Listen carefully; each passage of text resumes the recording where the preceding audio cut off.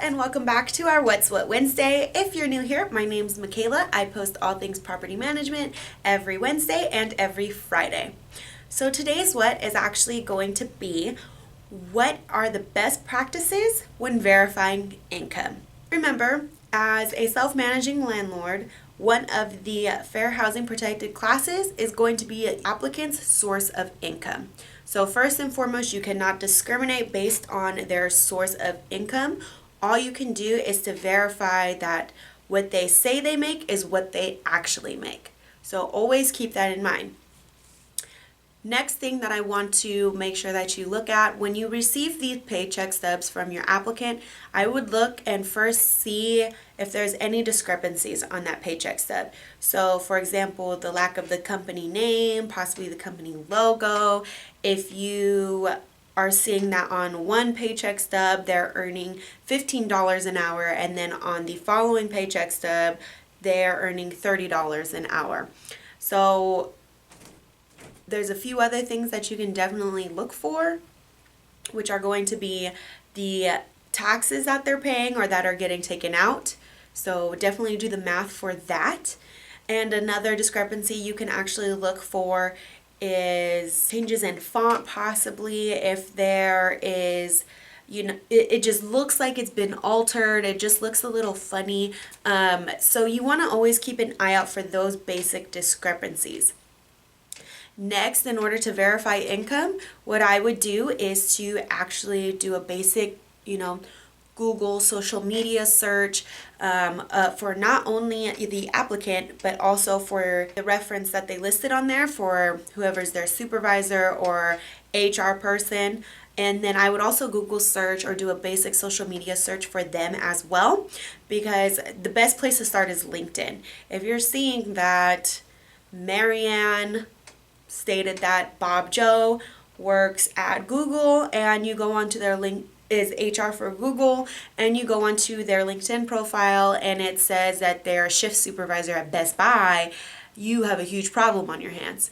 So you definitely want to do your research. You always want to make sure as well that you are verifying who you're speaking to when you're calling these references. If Marianne gave you Bob Joe's number because that was her reference, and his number is listed as 925-456 blah blah blah blah, fill in the blank, and let's just say you go to call the company and it's not the same sequence of numbers or than the reference that was given to you. So you call the company, ask if Bob Joe works in HR. If somebody is answering and saying that they've never heard of your applicant or who they said their reference was, then I would definitely dig a little bit more and see what's going on. Some red flags that you can definitely pick up on if you were to call the applicant and let them know that they have been denied due to the fact that you were unable to verify their income. So you want to make sure that you put that wording. You were unable to verify their income because you can't discriminate against their source of income. So if you were unable to verify what their income is, normal people that aren't trying to do anything odd are going to say, come back with a quick answer and say, hey, I actually have another person you can call in HR. I can send you some more. I can send you some more paycheck stubs. I can send you my taxes from last year. What else do you need to verify my income? Now, the red flag applicants that we've noticed go one of two ways. Either they tend to just disappear off the face of the earth and go MIA because they're like, darn, we got caught. Or they actually go in turn and they flip the opposite direction and they go after everything. They go on Yelp and try to write this horrible review saying that you didn't rent to them because of whatever, fill in the blank with a Fair Housing Protected class. They could try to take you to court saying that you discriminated against them. So on that same note, I would definitely, every time you're making these calls to verify anything dealing with an applicant, in this case with verifying their income, I would make sure that you are most definitely documenting that process. So keep on an Excel spreadsheet or on a calendar who you spoke to, the day you called, the time you called, and the phone number you called, and probably a brief summary of what was talked about. So that way, in the worst case scenario where a tenant does try to take you to court for discriminating against them, for some sort of discrimination claim because you didn't rent to them, you can always present to a judge, look, this is what I have, this is the documentation I have when I was trying to verify income and I wasn't able to verify income. Next few clips, I actually want to share with you a couple of fraudulent paycheck stubs that we have received from possible applicants, and I just wanted to share this with you so that way you're able to go ahead and see for yourself things that people try to get away with that are fraudulent. Some of them are a lot more obvious than others, but you want to ensure if you don't look at paycheck stubs all the time, it's very easy for you to miss some of these key things. So I want to go ahead and go into those clips right now. On this first paycheck stub, at first glance, everything does look normal. There is a logo right up here with the address, and then, everything seems to be pretty normal at first glance. But one of the first discrepancies, if you notice, if you were to Google the address, this actually comes up as a P.O. box, and I'm pretty sure a really big company that's based out of San Francisco is not going to run their property out of a P.O. box. So that is the address right here is one of the first red flags. The second red flag is going to be if you go down here to the taxes. The taxes for Medicare and Social Security in California is going to be at 7.65% of your gross. So in order to do the math, go ahead and just take 7.65, multiply it times whatever the gross is to roughly configure what the Medicare and Social Security taxes should be.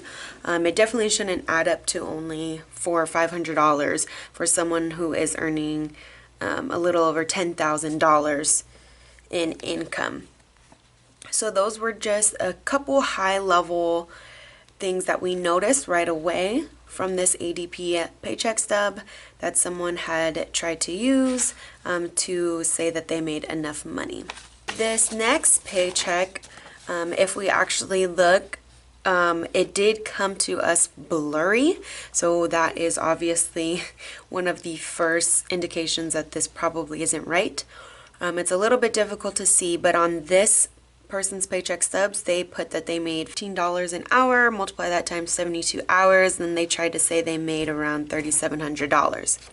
Well, if we go ahead and go to the next paycheck stub that they gave us after we pointed these discrepancies out, they give us another paycheck stub, but this person apparently got a huge raise because their hourly went from $15 an hour to $46.20 an hour. So that was definitely one of the biggest indicators that was a red flag for us. And again, another ADP paycheck stub. So once again, I wanted to show you just these couple of paycheck stubs that we have received that definitely show that people do try to commit fraud when it comes to these paycheck stubs. And just if you don't know how to read them, or if you don't notice some of these differences, it can definitely hurt you because you could possibly be putting a tenant in your home who, for one, can't afford the property, or for two, I mean, who knows if they even really have a job. So always, always, always verify your applicant's income. Okay, thank you again, landlords, for tuning in on our What's What Wednesday. Remember, we post videos every What's What Wednesday and every FAQ Friday. If you're new here, I would definitely love for you to subscribe to our channel and hit that little notification bell so you can stay up to date on all things property management. If you have a question that you would like for me to address on here, as well as to shout you out on one of our videos, please feel free to go ahead and leave it in the comments. However, if you have a question but you don't want me to shout you out, go ahead and click on the link in the description for questions. All of my contact information will be on there as well, guys. So please feel free to go ahead and reach out. I would love to talk to you and answer any questions you may have regarding property management. All right, landlords. Remember, my name's Michaela, providing you with a higher standard in property management. Bye, landlords.